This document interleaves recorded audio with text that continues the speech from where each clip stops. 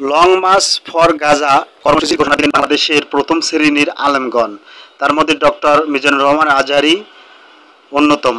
এছাড়াও বাংলাদেশ ক্রিকেটের অন্যতম নক্ষত্র মাহমুদুল্লাহ রিয়াদ, মেহেদী হাসান এবং আরও অনেকেই। চলুন আমরা তাদের কর্মসূচির ঘোষণাপত্রটি নিজ মুখে শুনে আসি। চলুন আমরা সবাই শুনি। আসসালামু আলাইকুম রহমতুল্লাহি ওয়া বারাকাতুহু। প্যালেস্টাইন সলিডারিটি মুভমেন্ট বাংলাদেশের আয়োজনে ফিলিস্তিনের গাজায় সংগঠিত শতাব্দীর বর্বরোচিত গণহত্যার প্রতিবাদে মার্চ ফর গাজা শিরোনামে এক বিশাল বিক্ষোভ সমাবেশ ও গণজমায়েতের আয়োজন করা হয়েছে। আগামী 12 এপ্রিল রোজ শনিবার শাহবাগ থেকে শুরু হয়ে মানিক মিয়া এভিনিউতে যেয়ে এই মার্চটি শেষ হবে।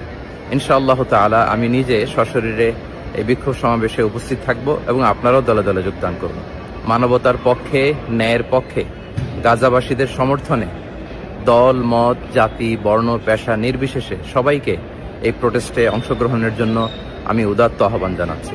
আসসালামু আলাইকুম ওয়া রাহমাতুল্লাহি ওয়া বারাকাতুহু। আসসালামু আলাইকুম। আগামী 12 এপ্রিল শনিবার বিকেল 3টায় শাহবাগ থেকে মানিক মিয়া অ্যাভিনিউ অভিমুখে মার্চ ফর গাজা শিরোনামে একটি কর্মসূচি আয়োজিত হতে যাচ্ছে। আসুন আমরা সবাই মিলে সর্বস্তরের মানুষ এই বিক্ষোভ মিছিলে অংশগ্রহণ করি এবং ফিলিস্তিনবাসীর প্রতি আমাদের পূর্ণ সমর্থন পুরো বিশ্বকে জানিয়ে দিই। তো আপনারা শুনলেন যে বাংলাদেশের বিখ্যাত দুই ব্যক্তির মুখে। তো ইনশাল্লাহ আমরা এই কর্মসূচিতে অংশগ্রহণ করব সবাই ইনশাল্লাহ। সবাইকে ধন্যবাদ।